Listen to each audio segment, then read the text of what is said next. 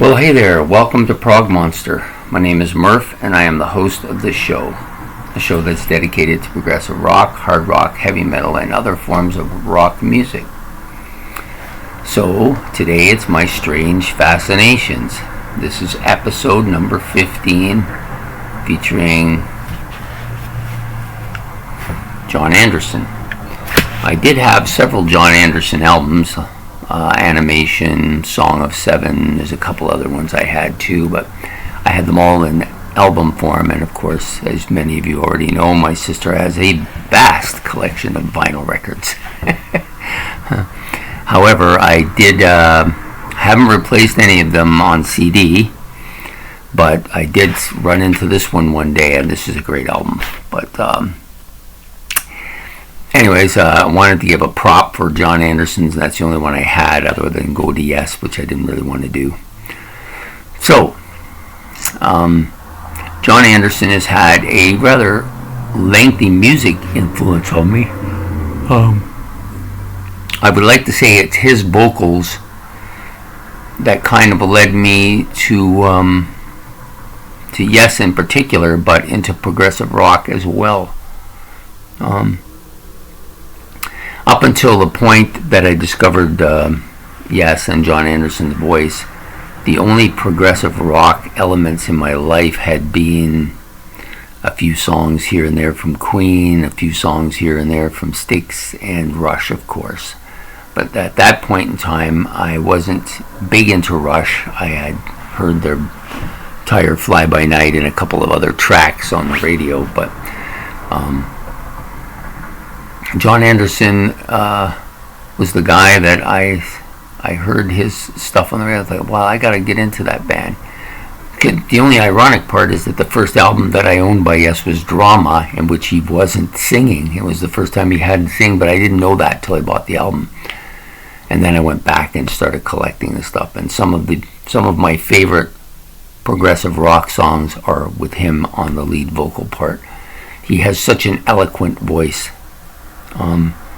And the big thing about him is that it hasn't diminished. He still has that same voice some 45 or 50 years later. Just a tremendous vocalist, I think. You can't really say enough about his vocals.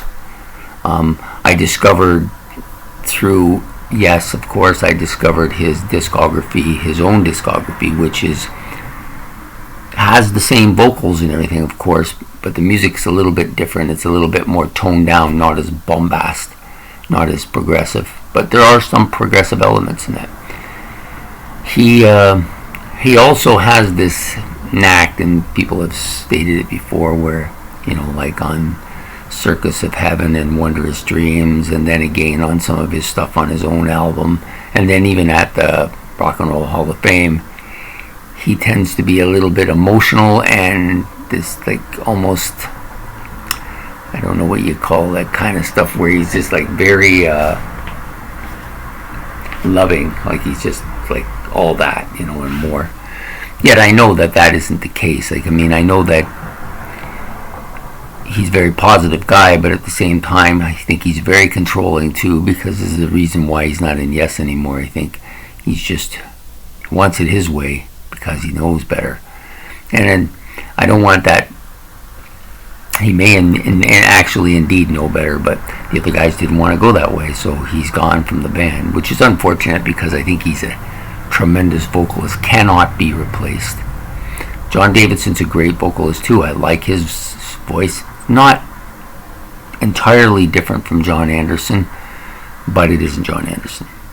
Okay, so then, of course, you had him. He done some stuff with Vangelis, which is very different than Yes. And Vangelis and him mixed very well. They have another album, too. I just haven't gotten around to finding it, but this one I like quite a bit. And, of course, his solo stuff. And then he did that album, and the title of it eludes me, but it was Anderson, Bruford, Wakeman, and Howe, which, if you listen to the album, is very Yes-y sounding. The only person they needed was Chris Squire, and it would have been a Yes album for sure. And then he's done stuff more recently with Trevor Rabin and Rick Wakeman, So Anderson, Rabin, and Wakeman, another kind of yesy sounding group as well. So he's not a person that takes no easily. So I admire him for that. And the fact that like this guy is in his 80s now, probably pushing 85 if he's not at least that, and he still has those voice. He still has that charisma about him. And I don't think he's a quintessential rock star, but he is a quintessential vocalist for sure. You know, for prog music, he's the voice of prog music, I think.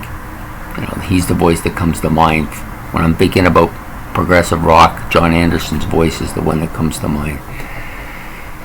So I think he's had a big influence on me getting into progressive rock and staying in progressive rock and growing in progressive rock. You know, all the bands that I listen to stem from Yes. At some point or another, I branched out because of Yes being the leaders of that particular area. So there you have it. John Anderson, great vocalist. Love the man. Fantastic. So I hope you like this episode, and please subscribe, as it helps out a lot and it's much appreciated. And we will be seeing you on the next episode. So have yourself a good night. Bye.